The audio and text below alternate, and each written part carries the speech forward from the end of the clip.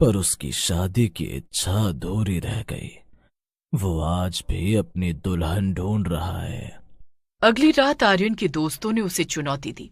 सभी ने उसे मना किया, लेकिन आर्यन अपनी बहादुरी साबित करना चाहता था। वो हाथ में टॉर्च लेकर उस पीपल के पेड़ की ओर बढ़ गया। आर्यन, मत जाओ।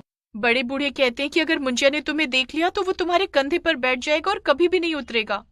देखें तो सही, तुम्हारा मुंजिया मेरा क्या बिगाड़ता है। जैसे ही आर्यन पेड़ के पास पहुंचा, हवा अचानक ठंडी हो गई। वहां की खुशबू बदल गई। सड़े हुए फूलों और पुरानी राख जैसी महक आने लगी। अचानक पेड़ के ऊपर से एक अजीब सी खिलखिलाहट सुनाई दी। आ गया, तू आ गया। आर्यन ठिठक गया। उसकी टॉर्च की रोशनी पीपल की एक मोटी टहनी पर पड़ी। वहां एक लड़का बैठा था।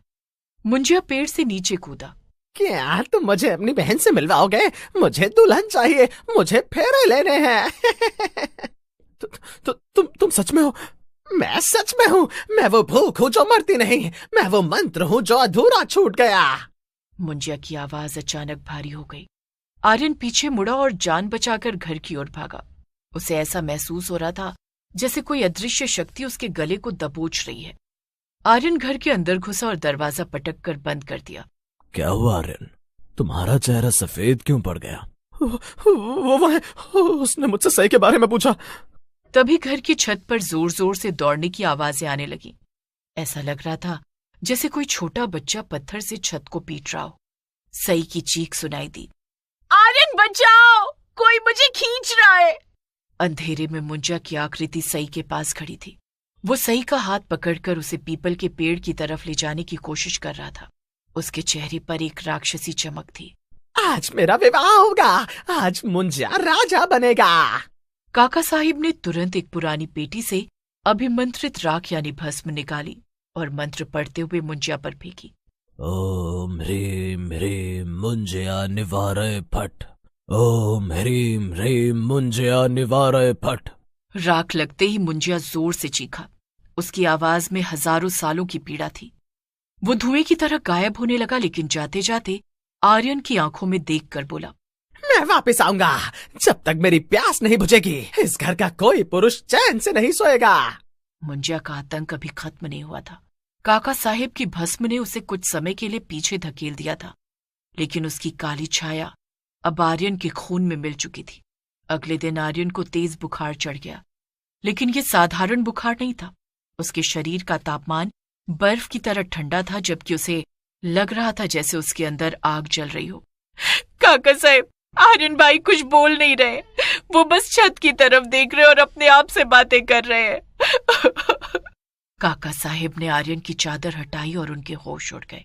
आर्यन की छाती पर लाल रंग से मां अक्षर उभर आया था, जैसे किसी ने गर्म लोहे से उसे दागा हो। वो आ रहा है, उसे भूख लगी है, उसे चावल नहीं, उसे जान चाहिए।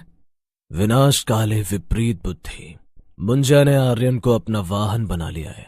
अगर आज सूर्यास्त तक इसका समाधान नहीं हुआ तो मुंजिया आर्यन के शरीर पर पूरी तरह कब्जा कर लेगा। काका साहिब ने पड़ोस के गांव से शास्त्री जी को बुलाया, जो अतृप्त आत्माओं को बांधने में माहिर थे। शास्त्री जी ने आते ही घर के चारों ओर पीली सरसों छिड़क दी। ये मुंजिया बहुत पुराना है। इसकी जड़ें उस पीपल के पेड़ की गहराई तक नहीं, बल्कि इस परिवार के किसी पुराने पाप से जुड़ी हैं।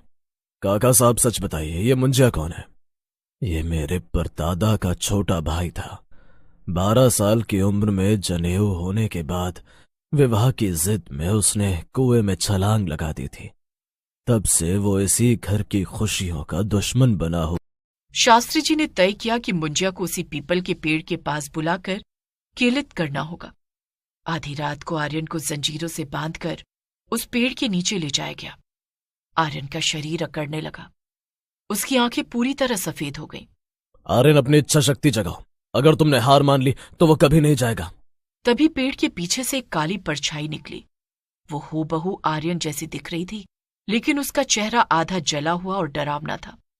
मुंजिया अब आर्यन के शरीर से बाहर निकलकर अपने असली भयानक रूप में आ गया था। उसने शास्त्री जी पर हमला किया। शास्त्री जी ने हाथ में लिया गंगाजल उस पर फेंका। ये आग मुझे नहीं जला सकती। मैंने सदियों की तपस्या की है बदले के लिए। वो अब सई की तरफ बढ़ने लगा जो दूर खड़ी कांप रही। आर्यन भाई मुझे बचाओ। सई की आवाज सुनकर आर्यन के अंदर की चेतना जागी। उसने पूरी ताकत से अपनी जंजीर तोड़ी और शास्त्री जी की गिरी हुई अभिमंत्रित खड्ग उठा ली। मुंजिया, तेरा रिश्ता इस परिवार से था, पर तूने इसे नर्क बना दिया। आज मैं तेरा अंत करूंगा। आर्यन ने तलवार को अपने हाथ के खून से रंगा और सीधे पीपल की जड़ में गाड़ दिया। मुंजिया का शरीर धुएं में बदलने लगा। तुम मुझे मार सकते हो, पर मेरी प्यास फिर लौटेगी। वो धुआं पीपल के पेड़ के अंदर समा गया। पेड़ अचानक बीच से फट गया और उसमें से काली राख निकलने लगी। सुबह की पहली किरण फूटी। आर्यन जमीन पर बेसुध पड़ा था। शास्त्री जी और काका साहिब ने राहत की सांस ली। पीपल का पेड़ अब सूख चुका था, जैसे उसकी आत्मा निकल गई हो। काका साहिब, क्या वो सच में चला गया? पेड़ तो सूख गया बेटा, पर मुंजिया यादों और डर में जिंदा रहता है। जब तक कोई दोबारा उसे नहीं उकसाएगा, वो कैद रहेगा। आर्यन धीरे से उठा।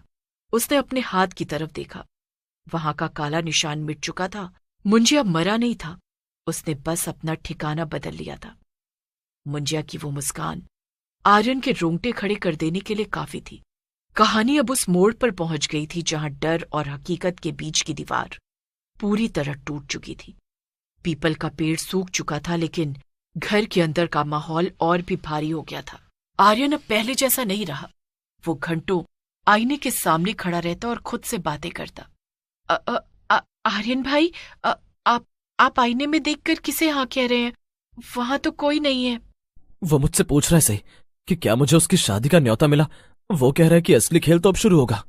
सई ने देखा कि आईने में आर्यन का अक्स हिल नहीं रहा था। आईने वाला आर्यन स्थिर खड़ा होकर सई को घूर रहा था और उसके होठों पर वही शैतानी मुस्कान थी। काका साहिब को समझ आ गया कि मुंजिया ने अपना डेरा पेड़ से हटाकर घर की पुरानी काल कोठरी में बना लिया है। वो कोठरी जो पिछले 100 सालों से बंद थी। उस रात घर के मंदिर की घंटियां अपने आप बजने लगीं। शास्त्री जी जो अभी गांव में ही रुके थे, दौड़ते हुए आए। अनर्थ हो गया। मुंजिया ने घर की कुलदेवी की चौकी को दूषित कर दिया। वो अब घर के रक्षकों को ही खत्म कर रहा है। अचानक काल कोठरी का भारी लकड़ी का दरवाजा अपने आप खुल गया। अंदर से गूंजती हुई आवाज आई। आर्यन मेरे भाई, अंदर आ। यहाँ तेरी दुल्हन का जोड़ा रखा है। यहाँ हम दोनों एक हो जाएंगे। आर्यन जैसे किसी सम्मोहन में था। वो धीरे धीरे कोठरी की ओर बढ़ने लगा। मुंजिया अब अपने असली ब्रह्म राक्षस रूप में प्रकट हुआ। मुंजिया ने आर्यन की गर्दन दबोच ली। सई ने देखा कि शास्त्री जी की पोटली से एक पुराना तांबे का कलश गिरा है जिसमें पवित्र नर्मदा का जल है। उसने हिम्मत जुटाई और कोठरी की तरफ भागी, लेकिन सई ने आव देखा न ताव। वो कलश सीधे मुंजिया के चेहरे पर दे मारा। पवित्र जल लगते ही मुंजिया का चेहरा जलने लगा। वो आर्यन को छोड़कर पीछे हटा। आर्यन, यही मौका है। उस कोठरी के बीचों बीच जो पुरानी संदूक है उसे आग लगा दो। उसी में मुंजिया की अस्थियां छिपी हैं जो बरसों पहले यहाँ गाड़ी गई थी। आर्यन ने पास पड़ी मशाल उठाई और पूरी ताकत से संदूक पर फेंक दिया। जैसे ही संदूक में आग लगी, पूरे घर में एक ऐसी चीख गूंजी जो इंसानी नहीं थी। मुंजिया का शरीर आग की लपटों में घिर गया। अंत में वो एक छोटे बच्चे की तरह सुबकने लगा और धीरे धीरे राख में बदल गया। सब कुछ शांत हो गया।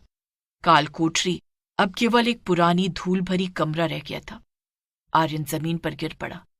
वो जिंदा था, लेकिन पूरी तरह टूट चुका था। मुंजिया घर से तो चला गया था, पर उसका खौफ उनके दिमाग और दिल में कहीं